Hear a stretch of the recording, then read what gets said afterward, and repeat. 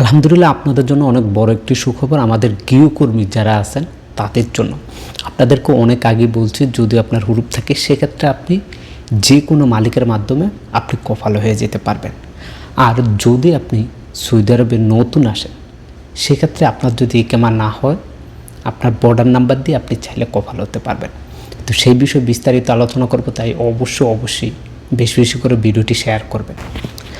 দেখেন, আমরা জানি আমাদের যে সকল প্রবাসীরা আছেন গৃহকর্মী, আপনি আসার পর হয়তো 1 বছর 2 বছর পর আপনার মালিক আপনাকে হুরুপ দিয়ে দিয়েছে।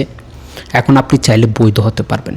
আপনার ইকামা নাম্বার আছে, সমস্যা না, আপনি বৈধ হতে পারবেন নতুন মালিকের মাধ্যমে। কিন্তু যারা আসার পর থেকে আপনার ইকামা হয় নাই, সেক্ষেত্রে আপনি কি কফাল হতে পারবেন কি না?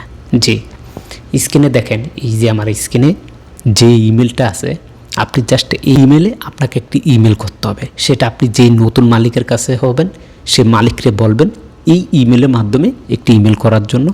আপনার সমস্ত ডিটেলস লেখে এবং আপনার মালিকের সমস্ত ডিটেলস লেখার পর সেখানে 3টা জিনিস সবচেয়ে বেশি গুরুত্ব পাবে।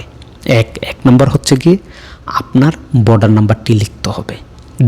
দুই নম্বর হচ্ছে আপনার যে মালিকতা, যার কাছে আপনি কফাল হতে চাচ্ছেন সেই মালিকের মোবাইল নাম্বারটি লিখতে হবে।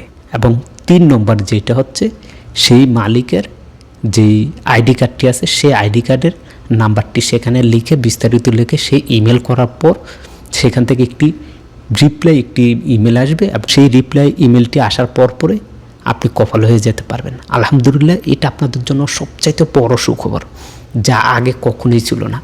যারা বর্ডার নাম্বারের উপর নতুন আসার পরে হুরুপ খেয়েছেন তারা খুবই বিপদে ছিলেন। আলহামদুলিল্লাহ, এটা আপনার জন্য অনেক বড় সুখবর, এটা আপনার জন্য অনেক বড় বেনিফিট।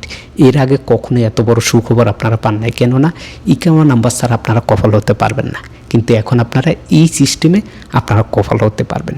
তাই ভিডিওটি বেশি বেশি করে শেয়ার করবেন, আমাদের হাজার হাজার প্রবাসী ভাই উপকৃত হবে।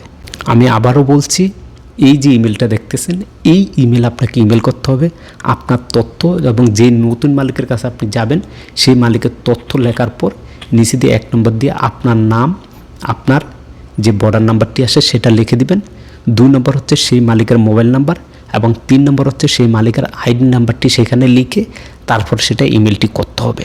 তাহলে আলহামদুলিল্লাহ আশা করি আপনারা নতুন মালিকের কাছে কফাল হয়ে যেতে পারবেন এবং আপনাদেরকে পরবর্তীতে একটি রিপ্লাই ইমেল দেওয়া হবে। সেই ইমেলে আপনাদেরকে ট্রান্সফার হওয়ার সুযোগটি করে দিবে সরকারের পক্ষ থেকে। সবাই বেশি বেশি করে শেয়ার করবেন যাতে করে আমাদের সকল প্রবাসী ভাই এই তথ্যটি জানতে পারে।